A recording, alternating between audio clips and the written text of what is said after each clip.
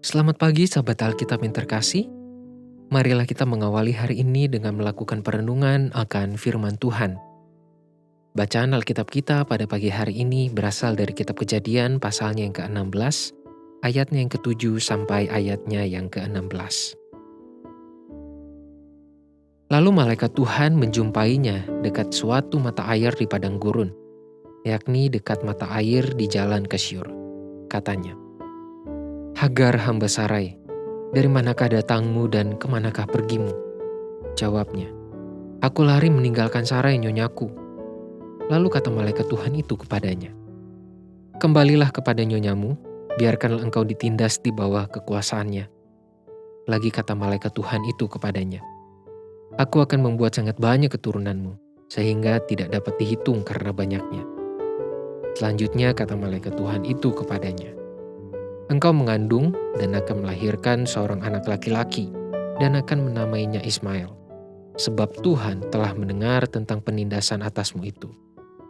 Seorang laki-laki yang lakunya seperti keledai liar, demikianlah nanti anak itu. Tangannya akan melawan tiap-tiap orang, dan tangan tiap-tiap orang akan melawan dia. Dan di tempat kediamannya, ia akan menentang semua saudaranya." Kemudian Hagar menamakan Tuhan yang telah berfirman kepadanya itu dengan sebutan, "Engkaulah El Roy." Sebab katanya, "Bukankah di sini kulihat Dia yang telah melihat aku?" Sebab itu sumur tadi disebutkan orang Sumur Lahai Roy, letaknya antara Kadesh dan Beret. Lalu Hagar melahirkan seorang anak laki-laki bagi Abram, dan Abram menamai anak yang dilahirkan Hagar itu Ismail. Abram berumur 86 tahun ketika Hagar melahirkan Ismail baginya. Sahabat Alkitab, masalah merupakan sesuatu yang dihindari oleh manusia.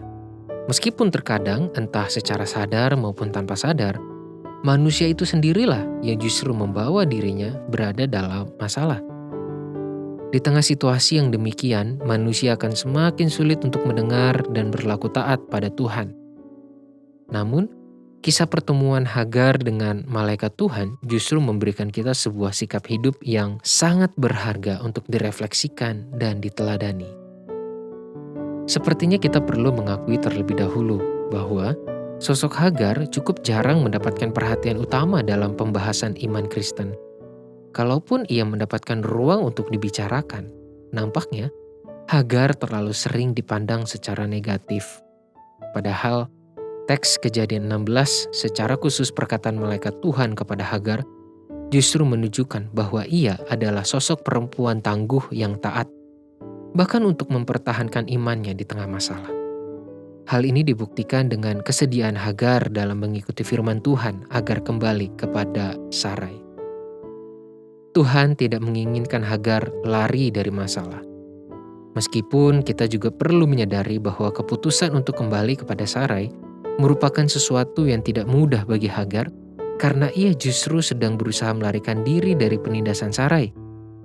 Bahkan perkataan malaikat Tuhan pada ayat 9 yang berkata, "Kembalilah kepada nyonyamu, biarkanlah engkau ditindas di bawah kekuasaannya," cukup menggambarkan besarnya masalah yang dihadapi oleh Hagar dan sangat besar kemungkinan bahwa ia akan mengalami penindasan yang jauh lebih besar dari sebelumnya.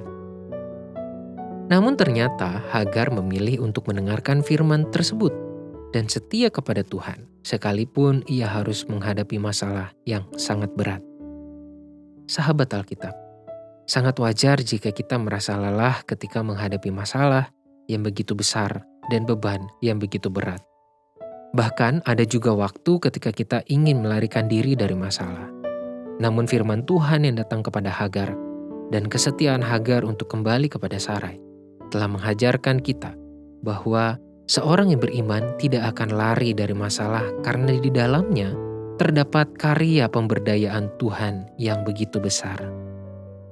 Hagar memang akan mengalami penindasan yang berat, bahkan mungkin semakin berat dari sebelumnya. Namun Tuhan tidak membiarkan Hagar menghadapinya sendirian. Justru Tuhan sedang menyediakan karya berkat bagi Hagar dan anaknya Ismail. Bagi Anda yang sedang bergumul dalam masalah dan berjuang untuk memikul beban yang berat, Apakah Anda siap untuk menghadapinya dan mengalami karya Tuhan dalam hidup Anda? Marilah kita berdoa.